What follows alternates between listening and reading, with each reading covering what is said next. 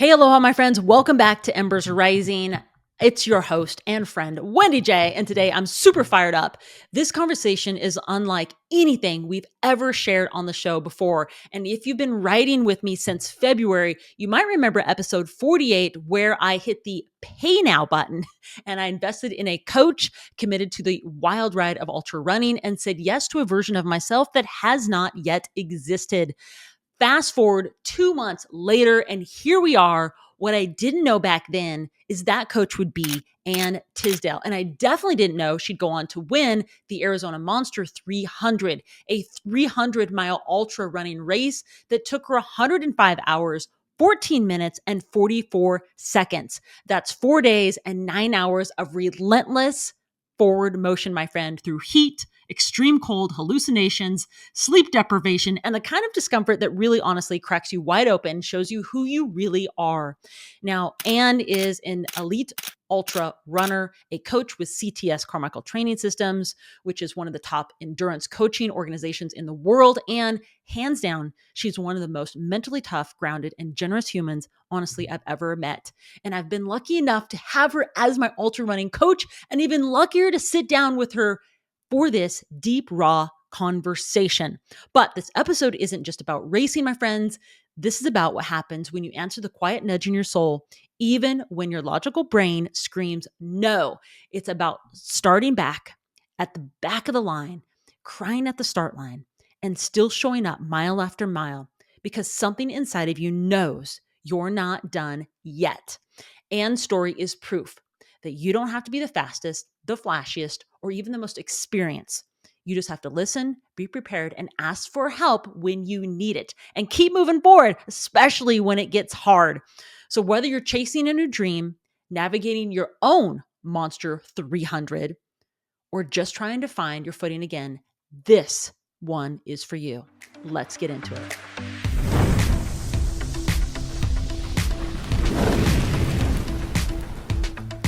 Hey, Anne, welcome. So good to see you. Thanks for having me here. I'm glad I am now lucid enough to have a reasonable conversation after this race. It feels a little bit like the tables are turned right now when I have sitting a list in front of me, all of these questions that I'm sitting here looking at from myself and my team, and David was like, hey, can you put all these questions in? Like, can you ask Anne all of this? So I'm really looking forward to this conversation because not only, with our relationship, but also from the moment that you crossed that finish line, Dave and I were literally binging that tracker, every day, lunchtime, nighttime. What's going on with Anne? How's it going? And before we dive into that whole Arizona Monster 300 wildness and all that it was, I really want to maybe start with a little bit about who you are for our listeners who don't know maybe you and how you found your world into ultra running. Yeah. So I'm not a lifetime runner. In fact, I was that person who, did you have to do the presidential fitness tests back in like middle school and high school? Yes. When you had to run the mile, that was like my worst nightmare because I thought, this is terrible. I'm so uncomfortable. I hate this. I will never do this for fun. And now here we are, however many decades later. So there's some irony in that. I guess long story short, after college, I started working for a healthcare research and consulting company in DC. My husband and I lived in the DC area for quite some time. It was an amazing company, great colleagues, great work. And I was there for about 8 years. And there was just always this sense of like everything around me on paper seems like it should be perfect, but like something in my soul is just not happy right now. And I think part of it was being inside. Like I am a person who loves to be outside. And then the other part, I just didn't know. The only thing I knew was that something was missing. So when I left that work, I just kind of had to do some soul searching for a few years. And I knew that I loved fitness. So I figured, okay, let's try yoga, personal training, teaching group classes. And then that started evolving into what it is today. And along the way, so this was probably right around the time I was leaving my corporate job. My husband and I started watching this TV show called Boundless. And it was about these two guys great athletes, not necessarily the top of the top, but great athletes who go around the world, doing these ultra marathons. And we were like, what the heck is that? We have never heard of this. Why would anybody run farther than a marathon? Like, we just didn't get it. And after watching that show, we both started dreaming about it. And one morning we literally woke up and were like, oh my gosh, I had a dream that we did one of those 50K things. And he was like, I had the same dream. Maybe find one and sign up for it. So we, having never done any kind of race before, found one of the North Face Endurance Challenge 50K races in our area, signed up for it. And I feel like the rest is kind of history. We did that 50K that year. The next year we tried an Ironman, which I did terribly at, but we made it work. And then the following year, it just kind of started, I guess, snowballing. And before we knew it, we were doing Tahoe 200 together and just kind of building and building and building from there. Wow. So all of this is happening simultaneously. We're discovering this sport and this adventure that we love. I'm trying to figure out what to do with my life. And then at some point, someone who lived in my area said, hey, I know you do personal training and you run. Can you coach me for running? And I was like, well, I can try. And then that kind of led me down the path of, all right, this is amazing. I'm combining something I love with something else that I love. Let me educate myself on this. So I got some certifications, started looking into CTS. It was a process, and eventually ended up joining the CTS coach team, and I've been there for 2.5 years at this point, and it's just been awesome. That's kind of how I went from where I was, just, someone straight out of college, completely lost with no idea what they wanted to do with their life, to someone who feels like they're on the right path at this point. And ultra running is a massive part of that. That's so awesome. That just tells me that no matter where you're at in life, you can just make a change and it's totally okay. You don't have to follow the rule books, but definitely, there was something lit inside of you, a little fire inside that was like, hey, let's do something else. This isn't 100%. Well, and along the way, it doesn't mean it's not going to suck sometimes. Like, it can be really scary and disheartening, and your ego takes one heck of a hit when you realize, I'm lost. I'm 30 years old and I don't know what I'm doing. That's a really hard place to be. But if you just keep trying and keep listening to what's inside, you'll get there eventually. It might take some time. Good advice for all of us, for sure. And be patient with yourself. Yeah. For sure. Your journey in ultra running has had so much heart into it. And I know our listeners are leaning in, listening to us right now. I want to walk through this experience with you in a way that helps us really feel the miles with you, what you just came from what led you to choosing to do Arizona Monster 300, and then all the way to that powerful finish at that 105, hours, 14 minutes, 44 seconds out there. That's 4 days, 9 hours of forward motion, Yep. And I kind of broke this down for our listeners, and it's like how I compartmentalize myself. And I'm sure you're maybe a little bit similar, because I don't know another woman that's as prepared as myself as Anne Tisdell here. So I broke this out and I've got this organized, and I want to start with a little bit what I call the part one of why Arizona Monster 300. What drew you to this race originally? Yeah, good question. So it was an athlete. One of my athletes, as soon as Destination Trail announced that they were going to be doing this race, one of my athletes who kind of knows me and my style and the things I like, saw it, texted me and was like, hey, did you hear there's going to be this 300-mile race in Arizona? And it was like light bulb, like, all right, I'm doing it. Like, sign me up. I don't need to know where it is. I don't need to know anything else. Like, I'm in. And it was one of those things where it spoke to me, and I knew I would never stop thinking about it until I got to try it. And I did exactly that. I signed up without knowing anything else about the race beyond the state that it was in and the distance that it was. And I was like, that's all I need to know. This is too much an adventure to miss out on. And of course I had a history. I had already done Tahoe 200, Moab 240, and Cocodona 250. Or I was going to do Cocodona 250 when I heard about this. So it wasn't like, a totally outrageous idea. But yeah, as soon as I heard about it, with very little detail beyond that, I knew like, all right, I've You're just got to you're try it. signing up. Yep, I'm in. What was the biggest question you had about yourself going into this 300 miler? You know, training for me is often imperfect. And sometimes it's hard as a coach because I have so many really, really talented, hardworking athletes. And I see what they're doing. And then I compare it. And I know I should not do this because I never compare one athlete to another. But I do have in the back of my mind, wow, I'm not doing as much as this person. Or, man, they're faster than me. They're getting higher quality workouts. And then sometimes it causes me to second guess what I'm doing myself because I am a relatively low volume athlete considering the distances I like to race. So there was a question like, am I going to be ready for this? Especially training through the winter. And it was a hard winter with lots of snow and very little time on trails.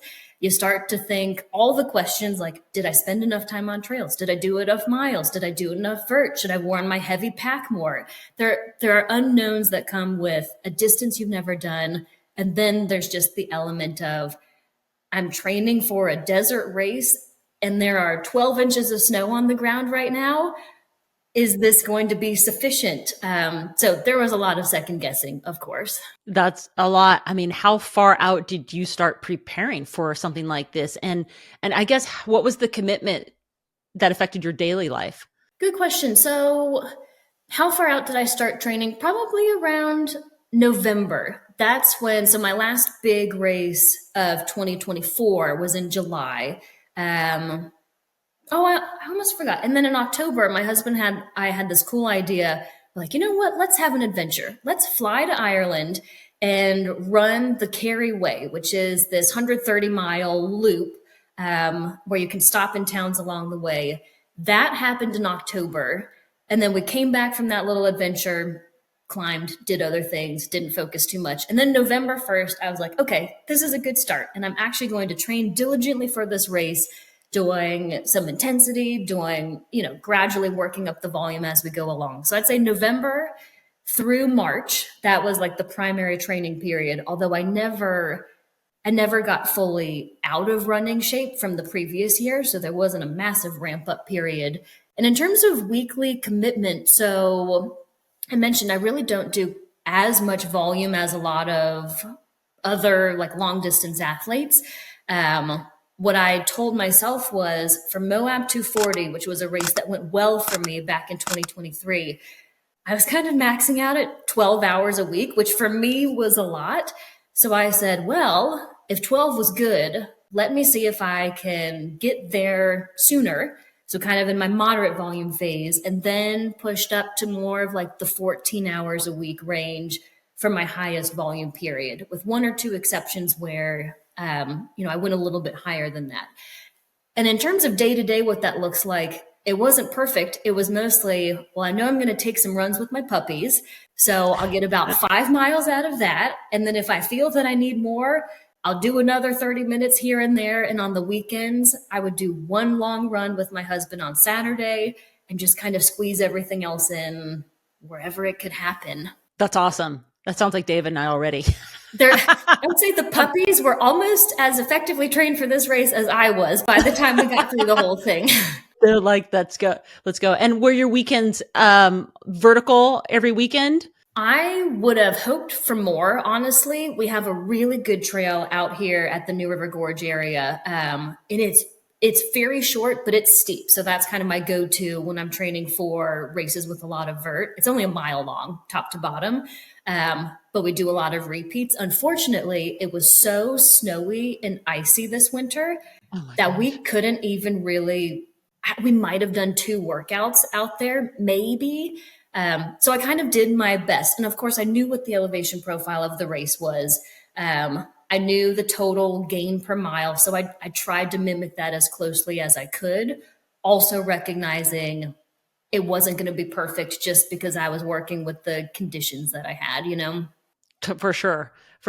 But you're still getting it in. Long runs were still happening. Yep. Long runs were still happening. And for me, it's helpful to schedule an occasional like 50K, just a local race that it's a perfect excuse to get a good long run that day. And with this longer mileage, would you have done anything different from training for a 100 or 200? Great question. I think 200 to 300, no, pretty much the same idea.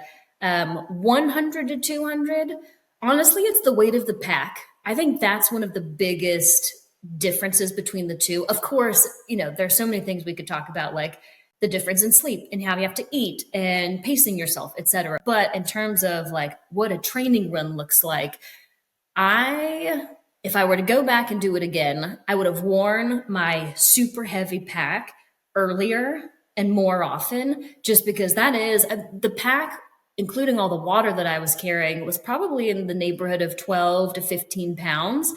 And that's a significantly different experience than running with 1 liter of water in your pack. And I'm a coach. I know better. I was telling one of my athletes to do that much earlier than I was doing it myself. So that's something I would do differently. And then more vert. I did underestimate how punchy some of the climbs out there were going to be. And so next time, more vert for sure, but also flat miles, because it's a race that has both some serious vert and a lot of really runnable terrain. So you've got to be able to do both proficiently. And we're for sure. Yeah, for sure. I mean, just looking at everyone's videos that they were posting and hearing that was like, oh, wow, that's a lot more than we actually thought, know? So I wasn't the only one. Okay. That makes me feel a little better.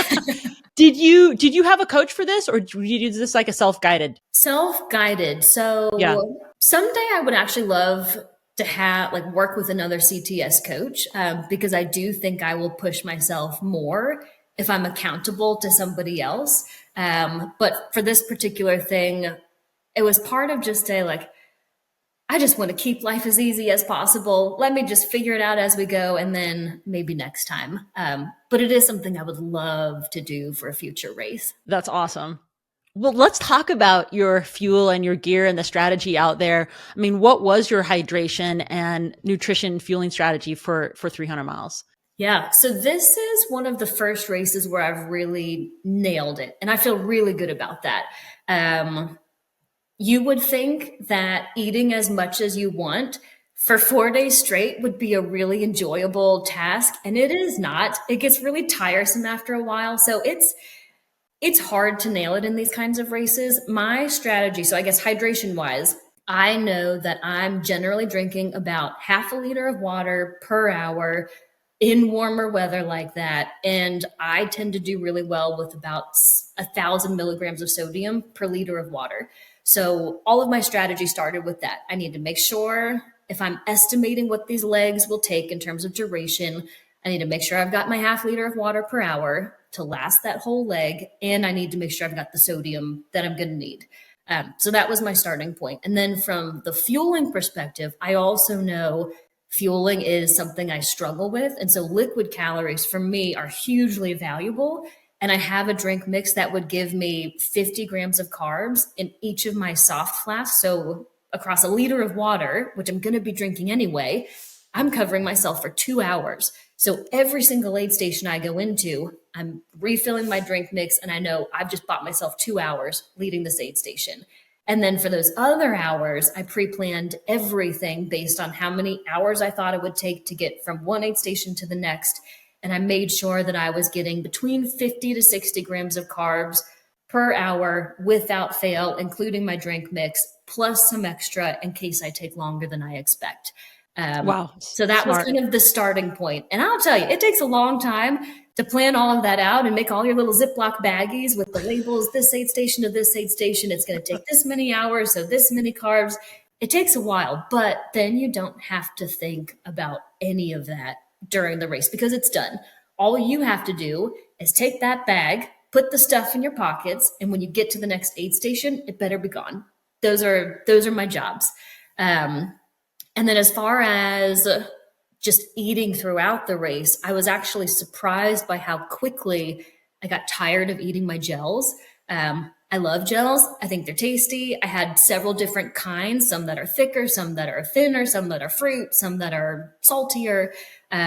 So I kind of thought I would buy myself at least 2 days worth of eating gels. I got tired of them really fast. So then I had to start leaning on things like Oreos and bars and chews, just things that were different, because I just couldn't stand eating those gels anymore after a while. So you have to be ready to pivot. You also have to, this is going to sound so silly and specific, but you have to respect what your teeth are going through in these races too. So I know I can eat my gummies on day one, and I cannot eat gummies on day 4 because my teeth get so sensitive that if one of those little gummies gets stuck to your molar, man, that doesn't feel very good. So You're done. it was kind of fine tuning stuff. But it was all centered around, I know how much to drink. I know how much sodium I need. I love my liquid carbs. I know how much time that buys me. And then I need to fill in all the gaps so that any moving time, I've got my 50 to 60 grams of carbs per hour. And then at an aid station, I eat whatever I possibly can just to get some more sustenance, a little fat, some protein that you're not getting from the carb forward products that you're eating on the run. Awesome. Wow. I love that. I think you had mentioned in one of the videos you were looking forward to, I want to say like an avocado chip sandwich or something. Yes, that's so my husband Tyler, he just makes the best sandwiches, and I don't know what it is. They go down really easily in ultras, even if I'm hot. And it's basically like a whole avocado, cheddar cheese, barbecued potato chips. He smashes it down and game over. It's done. Sounds perfect. I'm going to have to try and make that for David. I will have to see how he likes that. It's pretty delicious, but test it before you use it in a race for sure. Yes. Don't eat a whole avocado in a race unless you've done this before, please. Okay. Right. So tell us a lot about your strategy for sleep, because I know that's a huge piece of it. And we watched a lot of racers go through where they tried not to sleep for the first 24 or even 2 days, hours. Tell us, what was your sleep strategy like? Were you dirt napping? Did you have it planned at the aid stations? Good question. So when it comes to creating your sleep strategy for the 200s and beyond, I always say, like, have a plan, but really be ready to pivot if you need, because things just don't always play out the way you expect them to. Fortunately, my plan worked really well this time. So I knew from previous experience, previously my idea had been, let me do a bunch of little naps and then 1 or 2 major naps that are 1.5 to 3 hours of sleep at a time. That didn't necessarily work so well. I found if I slept for 2 hours, I didn't feel better than if I slept for 1 hour. So my idea this time was I would generally see my crew after the first day of racing. I would generally start to see them about twice every day or so. So I was thinking, what if I just plan on sleeping for 30 minutes to an hour every time I see them, not have the more significant sleep break, and just see if that can sustain me more consistently through the race. And for the most part, it worked really, really well. The final full night out, I did get really tired to the point where I actually left an aid station and within 5 minutes fell asleep while I was walking. And I was with an awesome person named Rolo at the time, and I was like, hey, I need a trail nap. Like I cannot keep my eyes open. So I set a timer for, it was either 5 or 10 minutes, laid down, immediately passed out, had about 7 dreams in the course of those few minutes. And then I got up, kept going, still felt sleepy, but he was like, go, like, wait until the sunrise. You can keep moving. You'll feel better when the sun comes up. And that was really the only exception to the sleep plan that I had. But otherwise, I just kind of executed those 30 to 60-minute naps twice a day. And that for me specifically worked really well. Wow, that's great. That's great. Let's talk about your gear. What gear made a major difference for you out there? So I was very reluctant to buy new poles. I've had the same pair of trekking poles since I did my first 200 miler in 2019. And they're crusty and they're corroded and about to break at any moment. But you just get attached to these things. I finally broke down, got myself a new pair of poles that weighed about 4 pounds lighter than my old ones. They were amazing. So I had my fresh, lightweight poles that could actually fold up and go into my pack if I wanted them to, which was That's very awesome. special. I had a Black Diamond 15-liter pack compared to a smaller pack I'd used for previous races. Game changer, because I basically bought this bright orange dry bag that could fit into my pack. And I was like, this is my mandatory gear pack. All of my mandatory gear goes in this bright dry bag. That way, whenever I need to refill my bladder, I pull out the dry bag, set it to the side, pull out my bladder, refill, and then in like 2 minutes, everything is back in my pack. I know I haven't missed anything because it's all tucked away in that mandatory gear bag. And it's efficiency. It helps when you start to lose your mind and you're not as organized and you don't have to fiddle with all of these things in your pack. So having the larger pack with the capacity to do that and the capacity to carry plenty of water, which we needed, those two things I think were awesome. So gear wise, that was fantastic. I also had a pair of shoes that were half size larger than what I usually wear. And by the time we got to the halfway point of the race, there was no way I was wearing my usual shoes. So I actually wore those for the entire back half, and it was critical, I would say. For sure. How much water were you carrying at a time? It depended on the stretch, but anywhere between, usually the minimum I would carry was 3 liters. So I'd say neighborhood of 3 to 4 liters. And for some people, that would not be sufficient. People who just have a higher sweat rate, or if the legs are going to take longer, you certainly might need closer to 4.5 or 5 liters. But I know my sweat rate. I know how much I need to drink. And there was one section towards the very end where I did run out of water about a mile from the aid station. And now I know, all right, next time I need to be bringing more. Like I need to be more prepared for that section.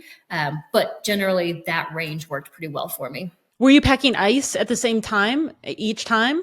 Some of the aid stations did have ice that we could put in our soft flasks and our camelbacks. And I learned pretty quickly, it's easy to say no when people are offering like nice things to you because you're just like, no, let me just keep it simple, do what I'm doing. Take the ice, like put the ice in your water bottles. It takes no extra time. And granted, the ice is going to melt within 30 minutes out in the hot desert, but it can make a difference. So yes, especially in the back half of the race, as it got hotter, I would absolutely be putting ice in all of my drinks too. And I'm assuming the water at some point would probably heat up with the heat of the day. Yeah, it got pretty warm. And actually, my husband learned a really good lesson with that. So he was a hero in this. He paced 100 miles of the race with me. So he's like the super pacer. And he had an electrolyte mix in his soft flasks that he had just kind of kept in there for too long, and it got really hot. And then he finished his bladder first, went to drink out of his soft flask and realized it had gone bad.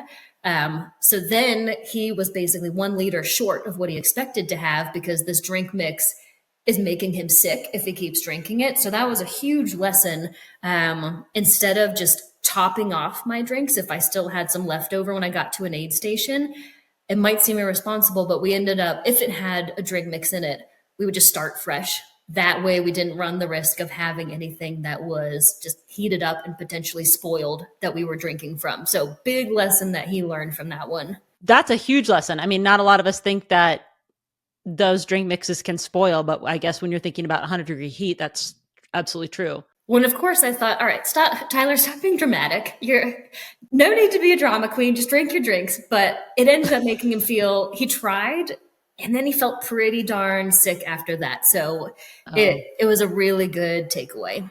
And you talked about Tyler, your husband, paced you about 100 miles. Was there a specific time that he jumped in, or was he towards the end of the race, or?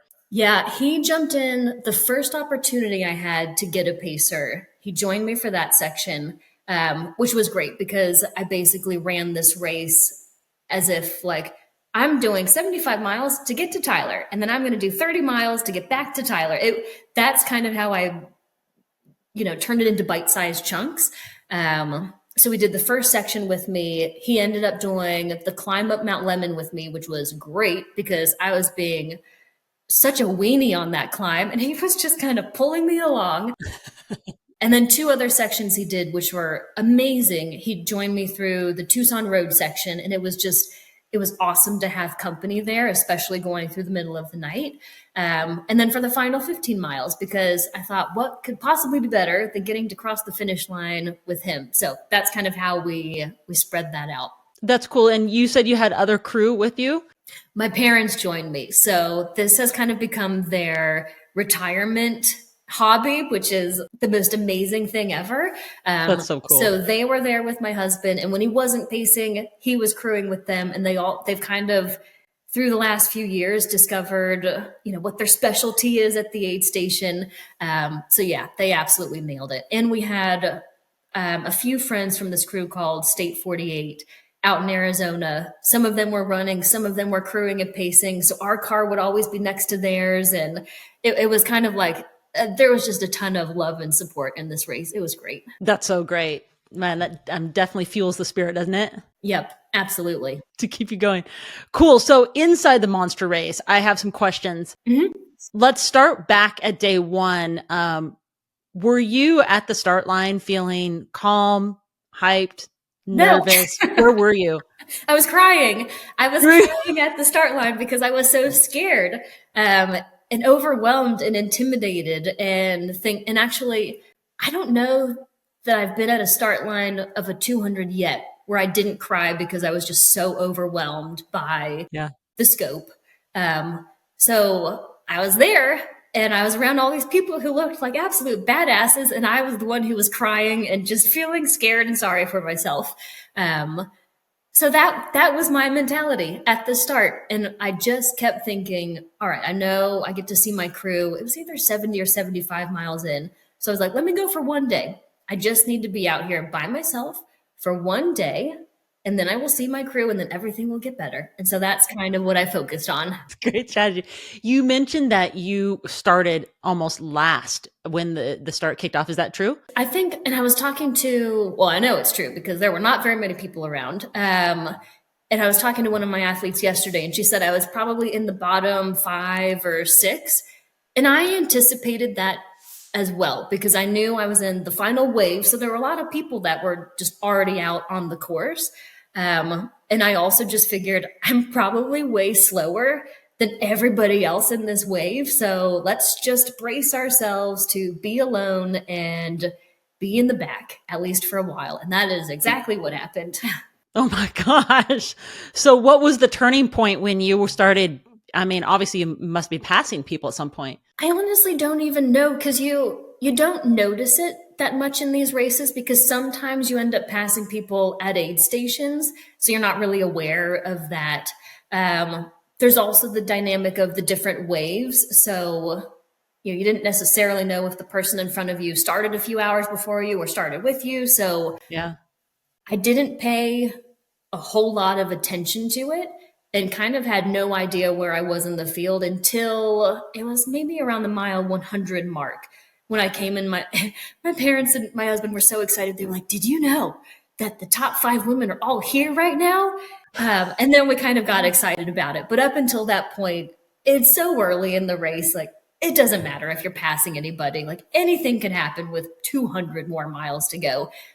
So I tried not to pay too much attention to it. I just thought it was impressive when Dave and I were watching your tracker. It was just like there was very little time that you were stopped anywhere, and I was like, "Oh, she's moving again." I'm like, "Okay, I hope she's okay." I take my time at the aid stations, and That's great. My dad usually tallies it up after the race because he likes to do all the tracking and stuff. But historically, I've spent around 14, 15 hours at aid stations, resting and like doing the things you need to do in the previous 200 milers I've done. And the plan this time was to do similar to that. And I think I stuck pretty closely to that plan. Maybe I went over by an hour or so, but I think it was pretty close to that. Wow, that's really good. That's actually really good. Was there a point in the race, I'm sure there was, that you felt scared physically, mentally on a certain day or a certain terrain? So let's say physically, my quads got completely wrecked by some of the descents in the race. I really, you know, I had studied the elevation profile. But it's one thing to look at it on paper on a little chart, and then it's another thing to be doing that descent 150 miles into a race. So like coming down Mount Lemon crushed my quads to the point where I had a pacer, a friend named Keith at that point, and I was like, I just don't know how I can keep going because my legs are dead right now. And then that would happen again 50 miles later, and it would happen again 20 miles later. So that happened a few times. And I was really questioning myself, like, how are my legs supposed to keep going? And I would have to walk sections that were fully runnable just because my legs couldn't take it. Like they just couldn't run at that time.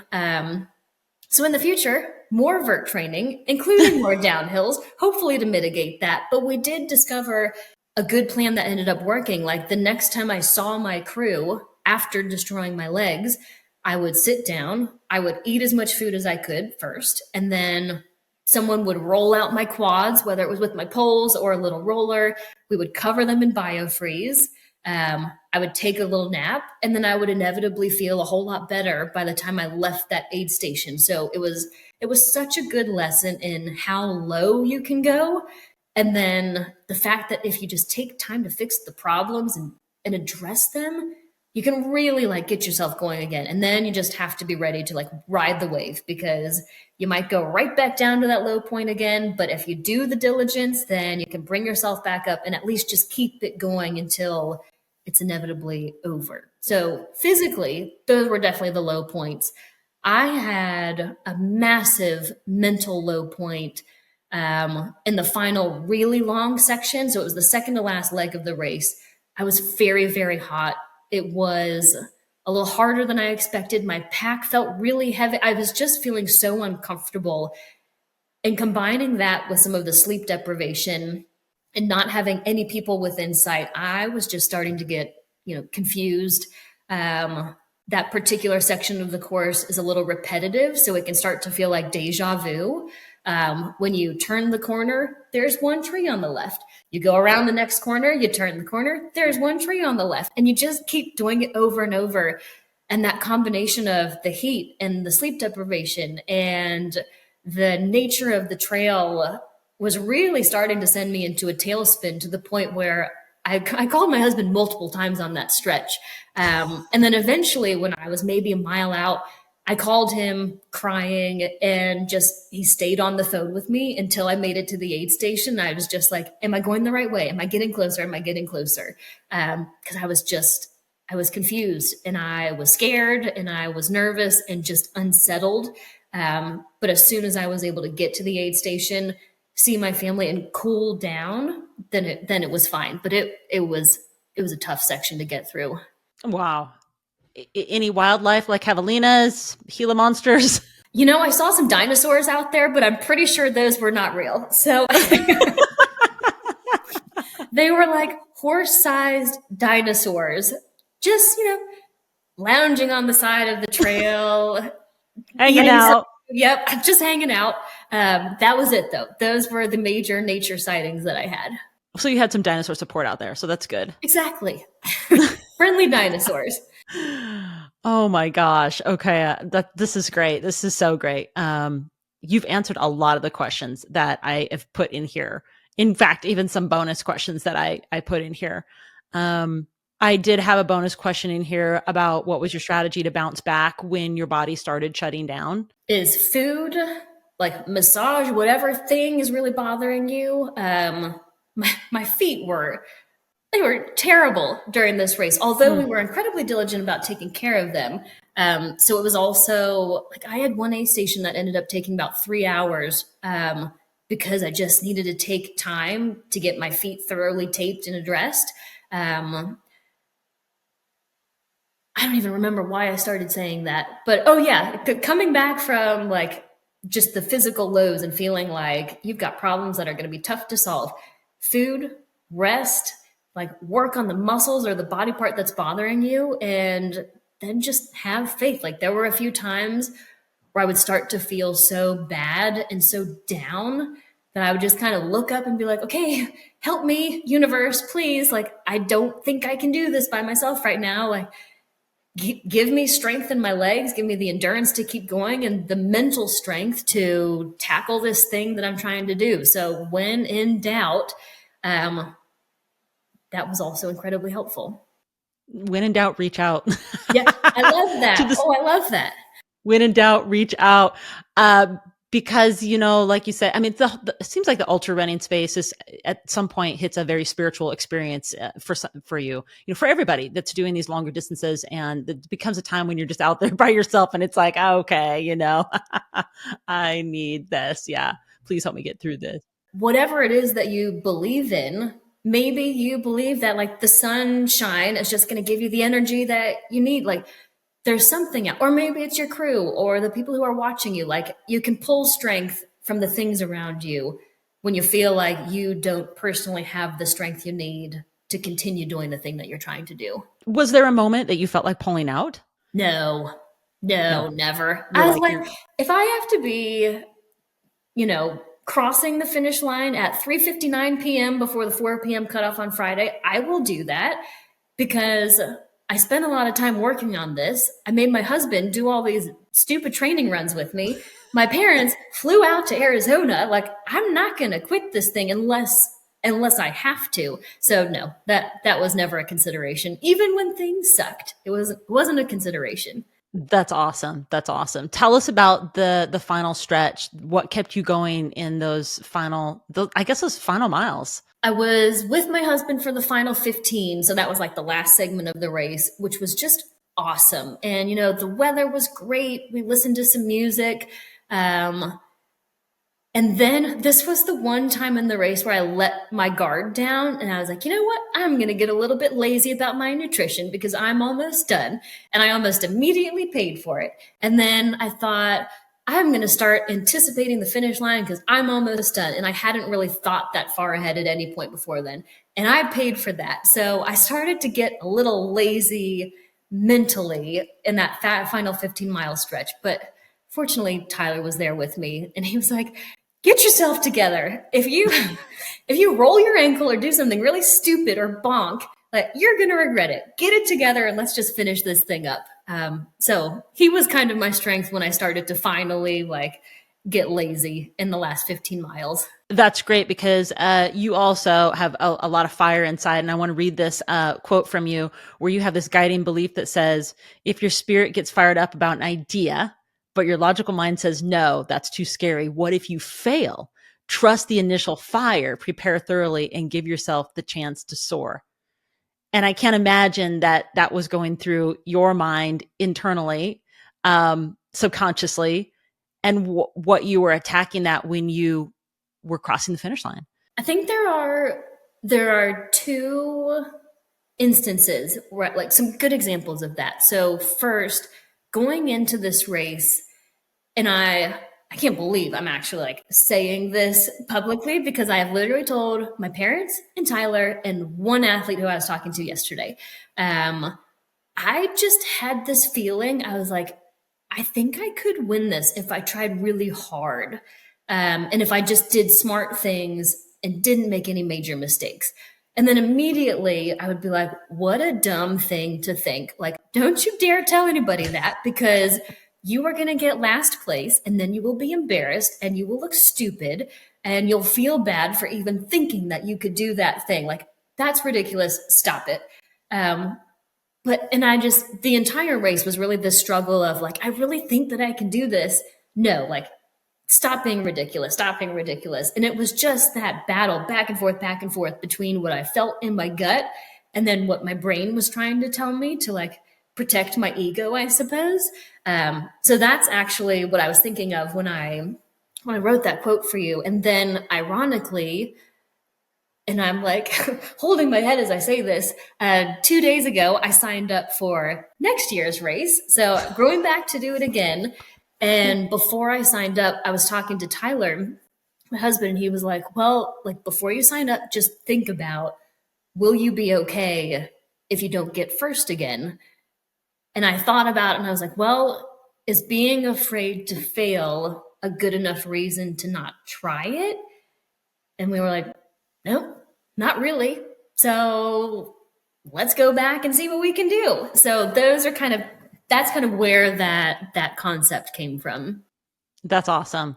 That is so awesome.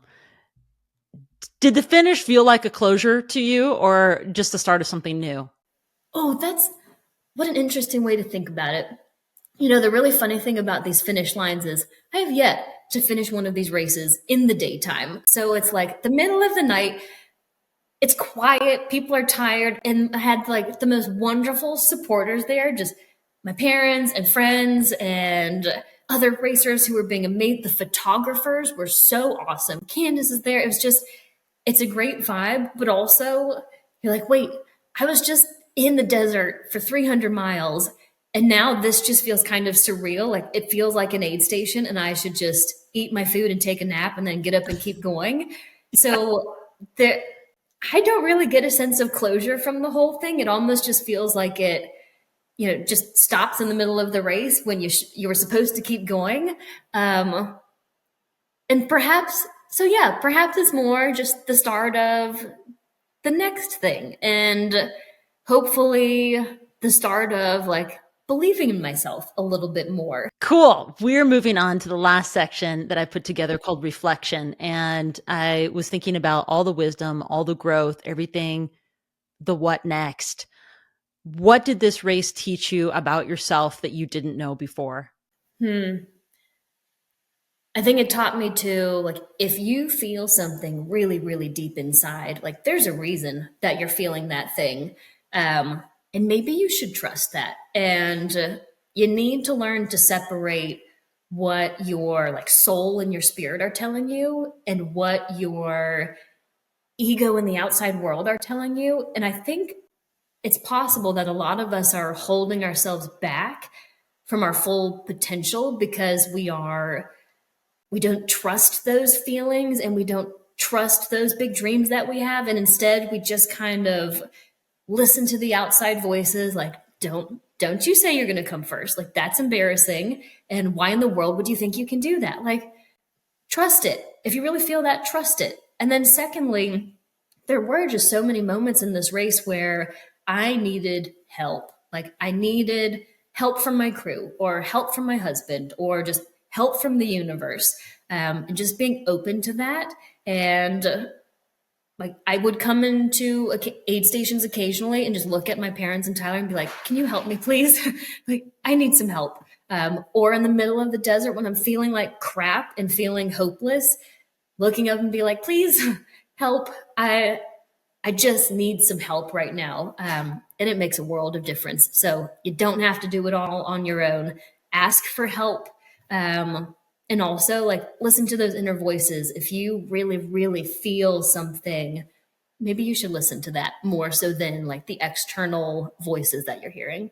I love that. That's so powerful. And all of us don't ask for enough help, I'm sure, out there. So we're all trudging through with a smile on our face and just trying to put it together. I know I'm coaching someone right now going through something similar in a different space. Mm-hmm. She's trying to get some faith in what she's doing, and just asking for help makes a huge difference. I agree. Couple of the questions I put together. What's one thing people misunderstand about running these extreme distances? You know, I don't know if this is a misconception, but you don't have to be a fast runner to do these things. You can be a really good hiker or someone who's good at like running a little and then hiking some. Like you don't have to be an elite athlete to take on a huge adventure like this. You really do need some level of training and preparation and discipline. But I think those three things actually will take you a whole lot farther than talent or an extreme amount of fitness. Now, like there are exceptions. I mean, you look at some of the top guys out there and you're like, yeah, you're super fit. You are very fast and you are super fit, but you don't have to be that in order to go out and do a distance like this. You do need to be trained and organized and diligent and probably disciplined. Yeah.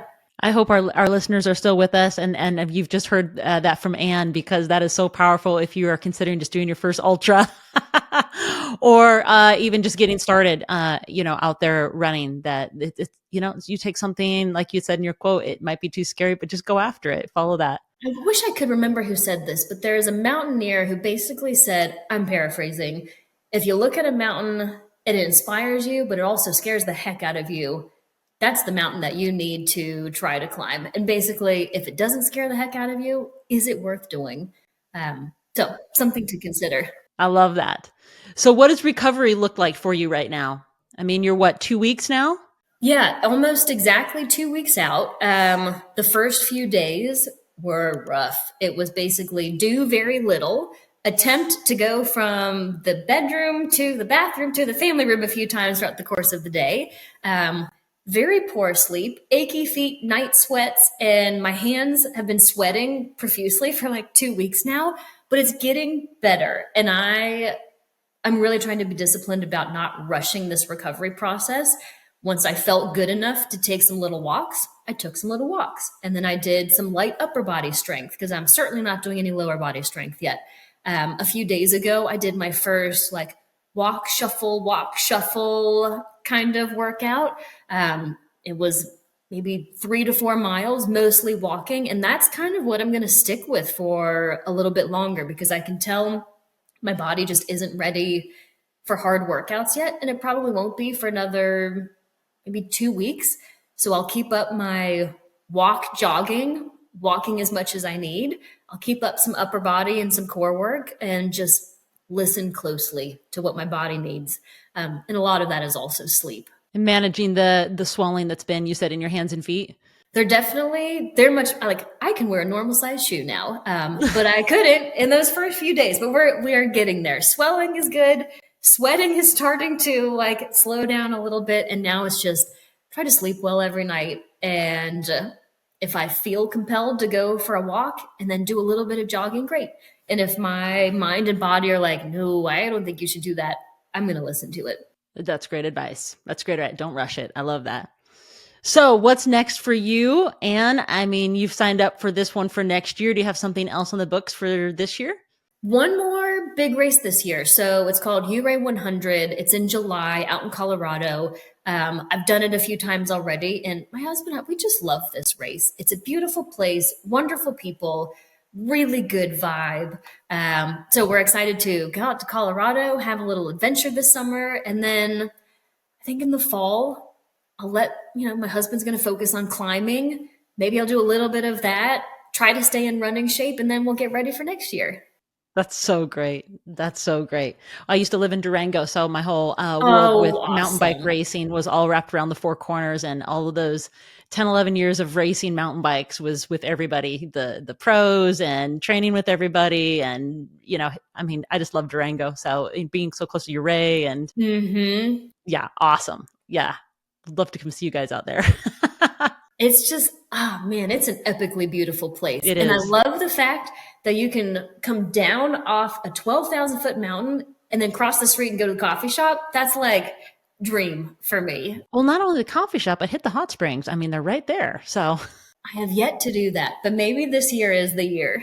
there is a couple there. Yes, there's a couple you should definitely hit. So Awesome. Yeah, we're excited about it. And the puppies are coming out with us. It's going to be a family affair.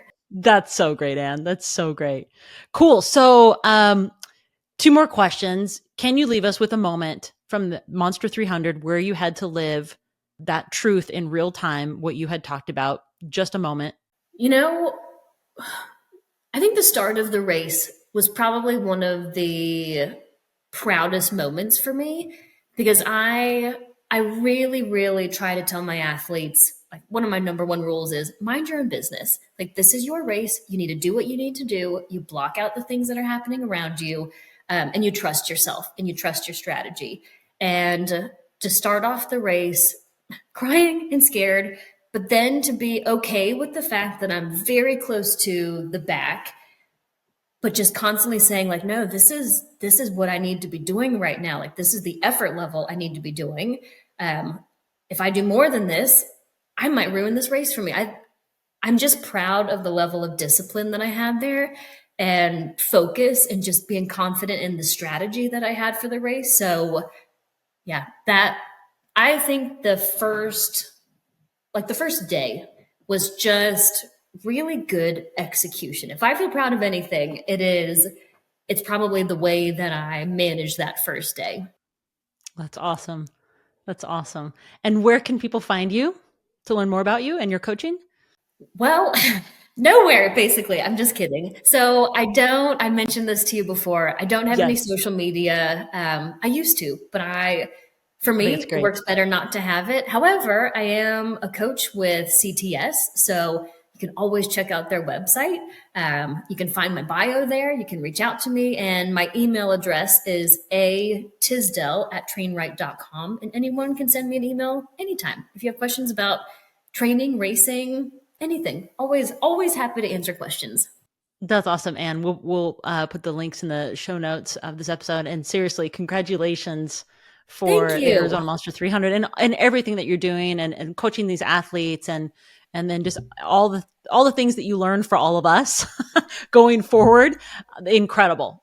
Seriously, congratulations to that, and just keep going. Incredible pace, and watching you through. It was so fun to virtually even support you out there, even though you didn't know that. We're virtually supporting you out there, making signs and taking it to the top of a mountain and saying, hey, here's a video that you'll probably see 4 days later.